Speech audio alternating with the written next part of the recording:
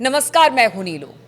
तो परमाणु समझौते को लेकर एक बार फिर से ईरान अमेरिका आपस में बैठे, लेकिन उसका कोई नतीजा नहीं निकला। अब तो लग रहा है कि ये बातचीत ही बेमानी है। क्या इसके कोई मायने भी हैं? क्या इसका कोई हल भी निकलेगा? क्योंकि हर बार इसी तरह से बातचीत होती है और फिर उसके बाद कुछ नहीं होता। अब ऐसे में खबर ये आ रही है कि क्या ये जो बातचीत है या फिर अमेरिका का जो ईरान पर दबाव है उसको लेकर कोई ईरान अब इसके बाद कोई बड़ा कदम उठा सकता है। इसी पर बातचीत करने के लिए मेरे साथ मयंक जुड़ गए हैं। मयंक, लगातार बातचीत तो चल रही है, लेकिन वही बातचीत कहते हैं ना कि ढांक के वही तीन पात, कुछ नहीं होने वाला है। एक बार फिर से बातचीत हुई, कोई हल नहीं निकला। लेकिन अब ये कहा जा रहा है कि क्या अब जो उत्तर कोरिया है उसकी तर्ज पर ईरान आगे बढ़ेगा? देखिए, जिस तरह से लगातार ट्रम्प की तरफ से धमकियां आ रही हैं, अमेरिका की तरफ से जिस तरह से धमकियां आ रही हैं, उसके बाद ईरान में एक चर्चा छिड़ गई है कि भाई आखिर ये धमकियां कब तक। पांचवें दौर की बातचीत रोम में हुई, जिसका कोई नतीजा, आपने बताया, कोई खास नतीजा उसका निकल के सामने नहीं आया। बस ये कहा गया कि सकारात्मक बातचीत है और अगले दौर पे भी बातचीत जारी रहेगी। लेकिन इस बीच लगातार जो है अमेरिका की तरफ से धमकियां आ रही हैं। इजराइल, खबरें आई कि इजराइल जो है वो न्यूक्लियर ठिकानों पर ईरान के हमले कर सकता है। तो इन सब के बीच में अब ये सवाल ये है कि भाई आखिर अब ईरान क्या करेगा। तो ऐसे में इन हालात में ईरान के अंदर से एक नई डिमांड उठ के सामने आने लगी है और बहुत बड़े सेक्शन का ये कहना है कि अब ईरान को खुद परमाणु परीक्षण करके अपने आप को एक न्यूक्लियर कैपेबल स्टेट, परमाणु संपन्न देश घोषित कर देना चाहिए। देखिए, ईरान के कई ऐसे सांसद हैं, ईरान के कई ऐसे हार्डलाइनर्स हैं जिनका ये कहना है कि भाई अगर ईरान ने खुद को एक बार परमाणु संपन्न देश घोषित कर दिया तो उसके बाद जो अमेरिका की धमकियां हैं वो आना बंद हो जाएंगी, ट्रंप की धमकियां आना बंद हो जाएंगी। हाँ, वो दबाव कम हो जाएगा, क्योंकि जब आप एक अपने आप को एक बार परमाणु संपन्न, शक्ति संपन्न राष्ट्र घोषित कर देते हैं तो उसके बाद फिर आपको धमकी देना और आप पे हमला करना आसान नहीं रह जाता। अब देखिए, कुछ मैं एग्जांपल्स आपको दे रहा हूँ। अहमद नादेरी हैं, ये member of Iran parliament board है एक, उसके जो है सदस्य हैं, मेंबर हैं। इन्होंने कुछ समय पहले पब्लिकली ये बात कही थी कि ईरान को जो है वो अब एटॉमिक बॉम्ब डेवलप करना चाहिए और ये बिल्कुल उसी तर्ज पे होना चाहिए और परमाणु परीक्षण करना चाहिए जिस तरह से नॉर्थ कोरिया ने किया। उन्होंने नॉर्थ कोरिया को कोट किया कि साहब, जिस तरह से नॉर्थ कोरिया ने अपने न्यूक्लियर टेस्ट किए हैं ऐसे ही ईरान को करना चाहिए। और इनका ये कहना है कि अच्छा, इनकी इस बात को ईरान के कई सांसद और कई हार्डलाइनर्स जो हैं ईरान के, वो भी इस बात से सहमत हैं कि अब वक्त आ गया है कि ईरान को परमाणु परीक्षण करिए और खुद को परमाणु शक्ति संपन्न देश घोषित कर दीजिए। अब इन्होंने एक बात और इंटरेस्टिंग कही कि ऑब्जर्विंग द बिहेवियर, ये अहमद नादेरी कह रहे हैं, ईरान के जो हैं वो कह रहे हैं कि observing the behaviour and the words of Trump during his first presidential term with North Korea shows that having an atomic bomb has brought security for North Korea. इनका कहना ऐसा है कि जब नॉर्थ कोरिया ने परमाणु परीक्षण किया उसके बाद नॉर्थ कोरिया ज़्यादा सुरक्षित हुआ है। जिस तरह का बिहेवियर ट्रंप का और अमेरिका का फर्स्ट टर्म में नॉर्थ कोरिया को लेकर था, अगर आप उसका विश्लेषण करें, उसका ऑब्जर्वेशन करें, तो नॉर्थ कोरिया के परमाणु परीक्षण करने के बाद जिस तरह की धमकियां अमेरिका से आ रही थी या जिस तरह से नॉर्थ कोरिया पे हमले की चेतावनियां दी जा रही थी, वो सब धीरे धीरे कम हो गई। ये कहना है अहमद नादेरी का। अब देखिए, उत्तर कोरिया ने असल में अभी तक जो है बताया जाता है कि करीब 6 परमाणु परीक्षण किए हैं। 2006 में, 2009 में, 2013 में, 2016 में 2 बार किए और एक बार 2017 में। ऐसे कुल 6 परमाणु परीक्षण किए हैं नॉर्थ कोरिया ने, और ये उनका जो परमाणु हथियार कार्यक्रम है उसी का हिस्सा था, जिसके बाद उसके ऊपर काफ़ी सारे सैंक्शंस नॉर्थ कोरिया को लग गए। अब देखिए, नॉर्थ कोरिया ने जैसे ही परमाणु परीक्षण किया उसके बाद अचानक से जो पश्चिमी देशों ने उनके ऊपर सैंक्शंस तो लगाया, लेकिन देखिए जो धमकियां जैसी अभी ईरान को मिल रही हैं, इजराइल कह रहा है कि हम आपके परमाणु ठिकानों पर हमला कर देंगे, और खुफिया रिपोर्ट्स आ रही हैं कि इजराइल जो है वो तैयार बैठा है फाइटर जेट से अपने ईरान के परमाणु ठिकानों पर हमला करने के लिए, या अमेरिका के B-2 बॉम्बर्स वाली खबर आ जाती है कि अमेरिका कह रहा है कि हम जो है अगर आपने समझौता नहीं किया तो बड़े हमले के लिए तैयार रहिए।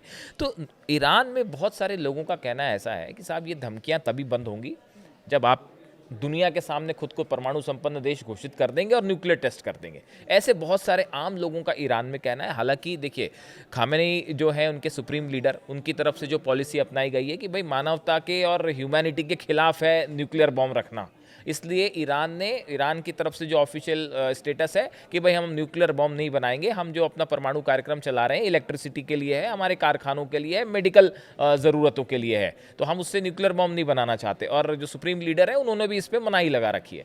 लेकिन अब जिस तरह से धमकियाँ आ रही हैं ईरान को लेकर, जिस तरह से इजराइल की तरफ से कहा जा रहा है कि कभी भी हमला हो सकता है, उसके बाद एक बड़ा वर्ग ये मान के चल रहा है कि अब वक्त आ गया है, बस अब और नहीं, अब बहुत वक्त आ गया है, बहुत वक्त आ गया है, अब ईरान को न्यूक्लियर टेस्ट करना चाहिए। लेकिन ऐसे में क्या अमेरिका और जो इजराइल है वो भी जानते हैं कि ठीक है, अभी बातचीत से ही ईरान चाहता है कि इस मसले का हल हो।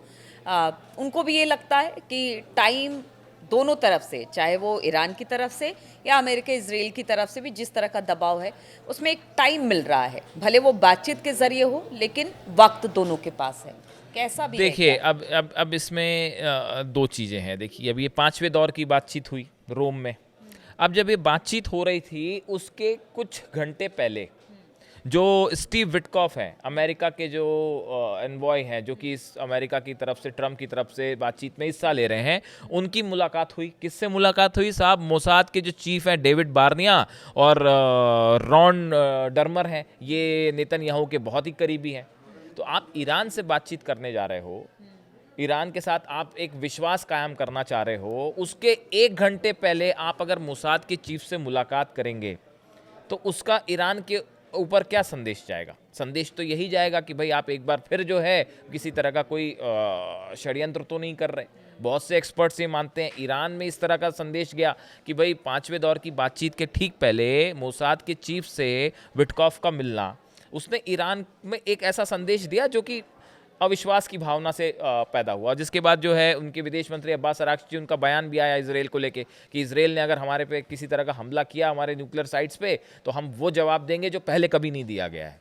तो बात देखिए, बातचीत के साथ साथ हमले की भी बातचीत लगातार चल रही है। इसकी वजह है इस तरह की बयानबाजी जो बार बार धमकियां दी जा रही हैं, कभी नेतन्याहू की तरफ से, कभी इजराइल की तरफ से, कभी अमेरिका की तरफ से। तो इसकी वजह से एक जो ये टॉक सक्सेसफुल होना वैसे ही बड़ा मुश्किल है।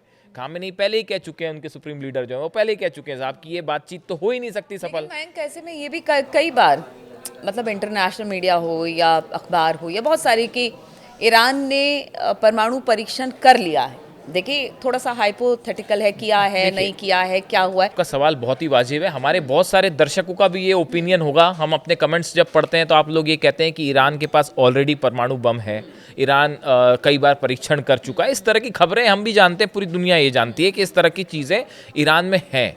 लेकिन देखिए, दो अलग अलग चीज़ें होती हैं। एक देश जो परमाणु बम बना ले और उसको खुफिया तरीके से अपने पास रखे, वो एक स्थिति अलग होती है।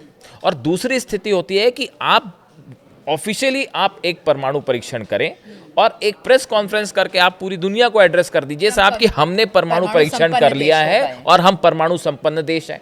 उसके बाद की स्थिति और गुपचुप तरीके से परमाणु बम रखने वाली स्थिति, ये दोनों अलग अलग है। आप इंटरनेशनल रिलेशंस में अगर समझें इस चीज़ों को, तो एक परमाणु संपन्न राष्ट्र का जो दर्जा होता है वो अलग होता है। उसके बाद फिर जो है आपके जो भी शत्रु होते हैं, डिटरेंट की तरह इस्तेमाल होता है कि भाई हम किसी पे हमला नहीं करना चाह रहे। ईरान का भी यही कहना है कि भाई हम किसी पे हमला, ईरान ने कभी नहीं कहा कि साहब हम किसी पे हमला करना चाह रहे हैं। कहा ईरान ने, किसी ने नहीं कहा। लेकिन तो फिर आप, हाँ, तो जब इस तरह के आपके पे धमकियां आ रही हैं, जब इस तरह की स्थिति बन रही है कि भाई हम आपके परमाणु कार्यक्रम को रोक दिया जाए, आपके परमाणु साइट्स पे हमले हो जाएं, ऐसी स्थिति में ईरान का एक बड़ा वर्ग है वहाँ के, देखिए कई सारे पार्लियामेंटेरियंस जो हैं और रेवोल्यूशनरी जो इनकी IRGC है उसके कई कमांडर्स जो हैं, उनका इस तरह से कहना है कि भाई ये जो है अगर न्यूक्लियर आप स्टेट घोषित करते हैं अपने आप को, तो फिर शायद ईरान पर हमला करना या डराना उस तरह से नहीं हो पाएगा। अब देखिए, ये जो हमने जिनका जिक्र किया, अहमद नादेरी, इन्होंने खुद कहा है कि if we were also armed with an atomic bomb, Trump would not dare to threaten bombing. इनका कहना ऐसा है, अहमद नादेरी का, कि अगर अगर हमने एटॉम बम का परीक्षण कर लिया तो उसके बाद ट्रंप हमको वैसी धमकी नहीं दे पाएंगे जैसे पहले दे रहे थे। तो इसलिए जो है एक बड़े वर्ग में ईरान में ये मांग उठने लगी है कि भाई अगर ये बातचीत फेल हो रही है, अगर इसका कोई नतीजा नहीं आ रहा और ऐसी स्थिति बन रही है कि कभी भी हमला हो सकता है, तो ऐसी स्थिति में अपनी सुरक्षा के लिए ईरान को ये बात वेस्टर्न कंट्रीज़ को बिल्कुल पसंद नहीं आएगी। इसी वजह से सैंक्शंस लगे हैं, लगातार अमेरिका ने भी सैंक्शन लगाए हैं और ट्रंप साफ कह चुके हैं कि भाई किसी भी सूरत में हम ईरान को एक अपना परमाणु कार्यक्रम जारी नहीं रखने देंगे। तो अब लेकिन इस स्थिति में जो 5वें दौर की बातचीत के बाद जिस तरह से एक मामला फंसा हुआ है जो आगे बढ़ता नहीं दिखाई दे रहा है, उसके बीच में ईरान से ये मांग उठना कि भाई परमाणु परीक्षण करना अब ज़रूरी हो गया है। अब देखते हैं कि आगे बातचीत कहाँ बढ़ती है। चलिए ठीक है, तो बातचीत का तो कोई हल निकलता दिखाई नहीं दे रहा है। अब ईरान के अंदर से कहा जा रहा है कि देखिए इतने दबाव में ईरान बहुत दिनों तक इस तरह से नहीं चल सकता है, तो अब ईरान को अपने परमाणु कार्यक्रम या जो चलाया जा रहा है उसकी तरफ से कि परमाणु परीक्षण अब कर लेना चाहिए, क्योंकि और अब दबाव चाहे वो अमेरिका का हो, इजराइल का दबाव ईरान नहीं झेल सकता। लेकिन अब फैसला ईरान को ही लेना है, जो ईरान के सुप्रीम लीडर है उनको लेना है कि क्या स्थिति है और क्या परमाणु परीक्षण करने का वक्त आ गया है। इस पर लगातार हमारी नजर बनी रहेगी, आप बने रहिए हमारे साथ।